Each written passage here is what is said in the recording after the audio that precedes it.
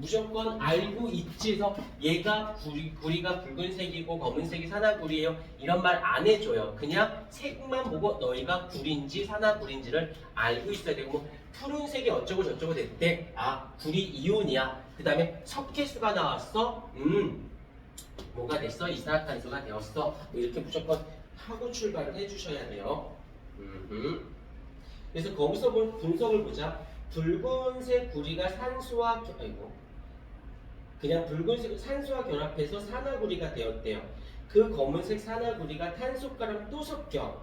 그랬을 때 어떻게 돼? 얘가 산소를 잃고 환원되어 붉은색 구리가 다시 붉은색 구리가 되었어. 구리로 되었어. 그러면서 이산화탄소가 생겼기 때문에 여기서는 어떻게 된다? 염화수에 넣어주면 뿌옇게 변한다. 이렇게 화학식을 알려주지 않고도 무조건 붉은색이다, 검은색이다, 그 다음에 석회수다 이것만 가지고도 이제 잡아내야 돼. 붉은색이니까 구리지. 가열이라고 했으니까 산소야. 그래서 검은색이 됐어. 일단 산화구리를 써놓고 출발한 다음에 개수는 그 다음에 맞추면 돼요.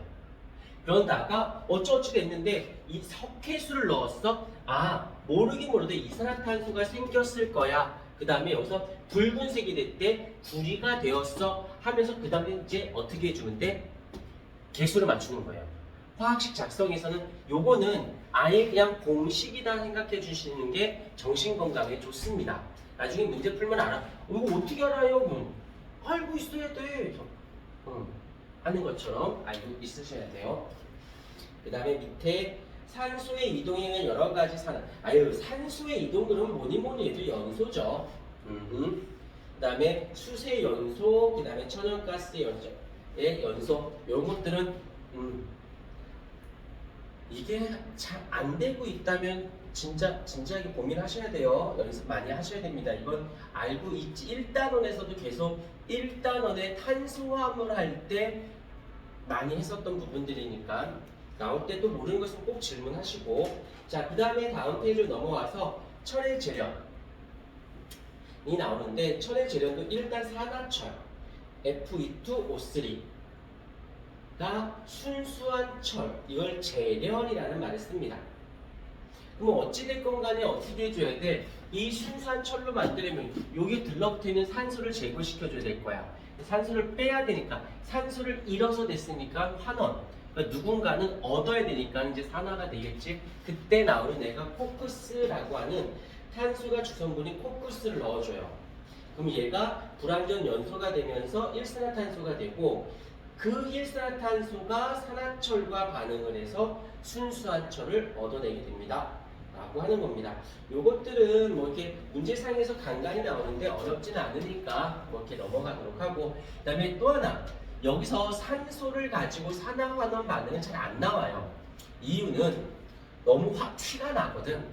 그때 시험 문제상에 거의 뭐 100%까지는 아니지만 거의 대부분은 그 밑에 나와 있는 산소 전자와 산화환원 반응, 여기다 별표를 하나 살짝 좀 쳐주도록 하십시다.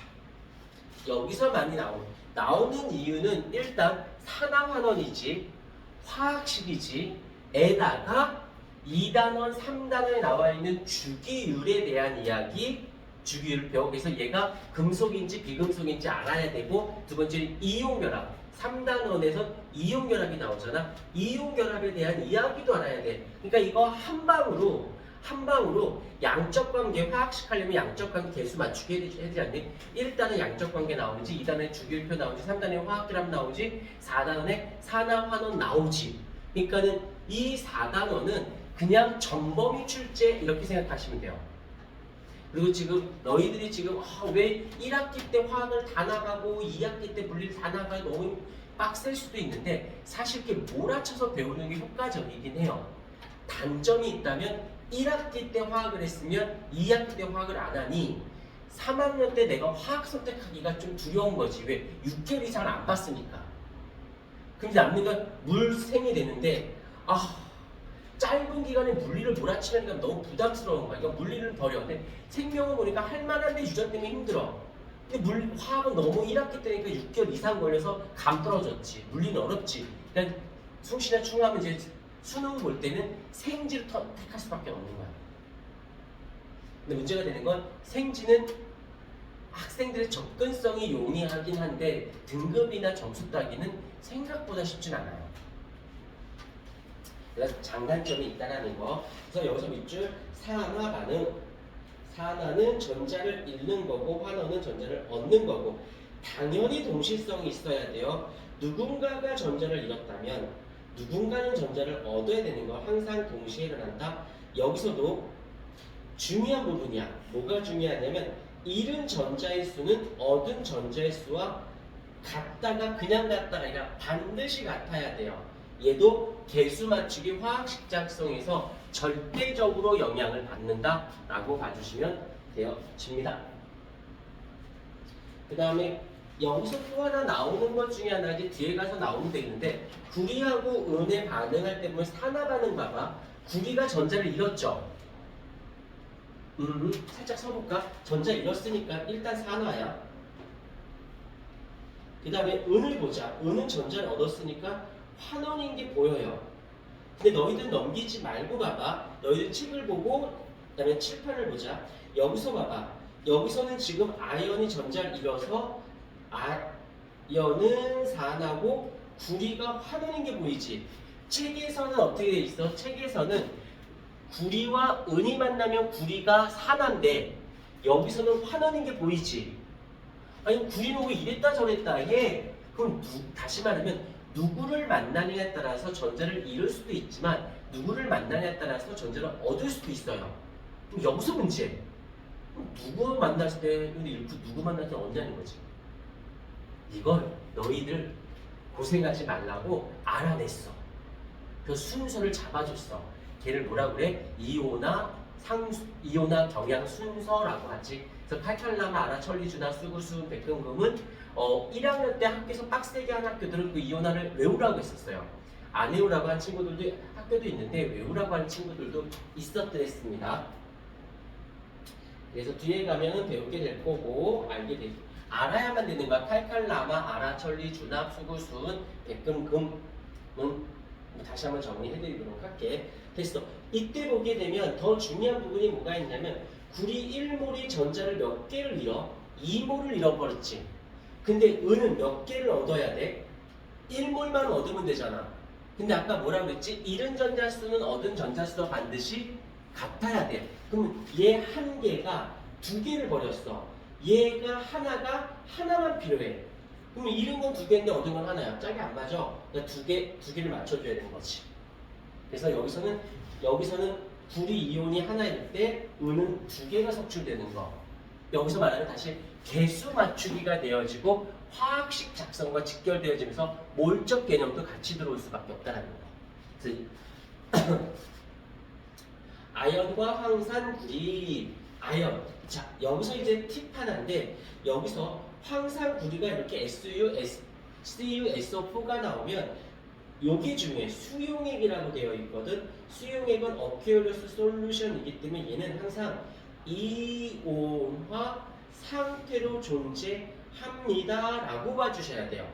근데 표기로는 이렇게 CuSO4를 써요. 근데 원래는 어떻게 Cu2 플러스에 SO4 E 마이너스 수용액 상태에서 원래 이렇게 되어져 있으셔야 됩니다. 그 다음 거는 알아서 하세요. 어려운 건 아니니까. 그 다음에 전자의 이동에 의한 여러 가지 산화 환원. 금속과 비금속. 너무 신경 쓸 거 없다. 금속이니까 뭐 하는 거야? 전자 잃는 거지. 비금속은 전자 얻는 거지. 굳이 설명 안 해도 되죠? 굳이 신경 쓸 게 있다면 개수 맞추기. 잃어버린 전자의 개수는 얻은 전자의 개수와 같아야 돼요 라는 거 정도만 잡아주시면 크게 무리는 없습니다. 그 다음에 금속과 금속의 이온 반응. 둘 다 전자를 잃어버리는데? 라고 할 때 야 금속과 금속 둘 다 잃어버려? 그럼 밑줄 반응성이 작은 금속, 반응성이 큰 금속. 반응성이 작다라는 건 뭐야? 어찌됐건 금속이니까 전자를 잃는 거지. 여기 보세요. 여기 보세요. 전자를 잃어요. 근데 반응성은 잃는 정도거든. 이게 작아. 얘는 잃는 정도가 커. 근데 여기서 문제가 돼. 잃어버리는 게 적고 잃어버리는 게 세. 라고 했을 때는 여기서 봐봐. 양면이 들어있는 수용액에 반응성이 큰 금속을 넣어줬어. 그러면 반응성이 큰 금속이 산화대꾸로 양이온이 되고 녹아 들어가고 반응성이 작은 애는 양이온을 환원시켜서 금속으로 섭취됩니다. 다시 말하면 반응성이 작다라는 건 잃는 걸 잘하는 거야? 잃는 걸 잘 못하는 거야? 잃어버리는 걸 잘 못하는 거지. 금속의 반응성이니까. 그러면 여기서 잃는 걸 잘 못해. 그런데 여기서 반응성이 큰 금속을 만나잖아? 그러면 어떻게 되냐? 잃는 걸 잘 못해가 아니라 얻었다라고 표현해. 둘이 만나면. 자, 이쪽도 보자. 큰 녀석이 있어. 반응성이 작은 애를 만났어. 반응성이 작으면 잃는 걸 적게 해가 아니라 얻어야 얘가 1어가 되는 거고. 이게 이온화 경향 순서가 연결이 되어진다는 거. 밑에 걸 보도록 하십시다. 질산은과 구리를 보게 되면 여기서 살짝 질산은은 Ag 플러스의 NO3 마이너스인데 이때 얘도 금속이고 얘도 금속이에요. 일 때 얘가 반응성이 크고 얘가 반응성이 작은 거야. 그러면 반응성이 크니까 양이온 되고 작으니까 얻어야 되는 거지. 그래서 화학식으로 결국에는 얘가 중성이 되고 얘는 이온이 되는 거. 그래서 금속끼리 만났을 때 반응성이 크다 작다로 잃는다 얻는다로 정의를 내릴 수가 있다는 거. 뭐 금속 비금속은 더 이상 말할 게 없지. 잃고 얻는 애니까. 오케이. 금속과 산의 반응. 이것도 보면 금속과 산의 반응에서 금속이니까 전자를 잃잖아. 산에서 말하는 것은 여기서 수소이온이. 자, 한 번만 보여줄까요? 보세요. 금속이야. 어찌됐건 전자를 잃어요. 그걸 금속이라고 불러. 산이야. 그러면 어찌됐건 수소이온을 내놓는 걸 산이라고 불러. 근데 금속과 산의 반응에서 때려주고도 뭐가 만들어지냐면 수소기체가 발생해. 무조건이야. 암기야. 그럼 수소기체가 생겼다는 건 수소기체 중성이 되었다는 소리니까 무조건 때려주고도 어떻게 돼야 돼? 얘가 전자가 잃은 전자를 얘가 얻게 되니까 얘는 산화가 되는 거고 얘는 환원이 되어진다 라고 보는 거예요. 근데 나중에 여기 산과 염기에서 산의 성질 중에 하나가 금속과 산의 반응에서는 무조건 어떻게 된다? 수소기체가 발생한다 라고 할 때 금속은 전자를 잃어서 수소인 이온에게 주기 때문에 산화 환원이 됩니다 라고 얘기를 하는 것이죠. 그 다음에 할로젠과 할로젠화 이온. 할로젠이니까 우리 알겠지만 몇 쪽의 원소야? 17쪽 원소인 거고 비금속 라인인 거죠. 여기서 보기에는 밑줄 할로젠의 반응성이 이렇대. 할로젠 전자를 얻는 거지. 근데 주기율 필살기에서 알지만 2주기, 3주기, 4주기, 5주기지. 근데 할로젠의 반응성이 얘가 제일 커. 왜? 힌트가 있었어. 2주기, 3주기, 4주기, 5주기야. 껍질수가 어떠니? 작고 점점 껍질수가 커지지. 껍질수가 커진다는 건 원자에게서 원자과 전자의 마지막 바깥 껍질 거리가 어떻게 되는 거야? 멀어지지. 그럼 얻는 정도가 어떻게 될까? 약해지지. 그러니까 껍질수가 작을수록 얻는 정도가 세져요. 라고 해서 우리가 어디서 배웠냐면 2단원 중에서 그 기억나나 모르겠다. 원자 반지름 결정 요인할 때 껍질수, 유효핵전화, 그다음에 전자 뭐 이거 했을 때 껍질수로 확인할 수 가능성을 확인할 수 있어요. 라고 보는 거죠. 여기서부터 화학식이 되게 자주 언급이 돼. 전자 쪽이기 때문에. 여기서 막힌다라는 건 우리 2단원, 3단원 쪽에서 좀 약했을 경우 여기서 좀 밀릴 수가 있다는 것도 잡아주시면 좋겠습니다. 자, 여기까지 됐어. 이제 한번 잠깐 쉬었다가 산화수를 들어갈게요. 머리 좀 잠깐만 식혔다.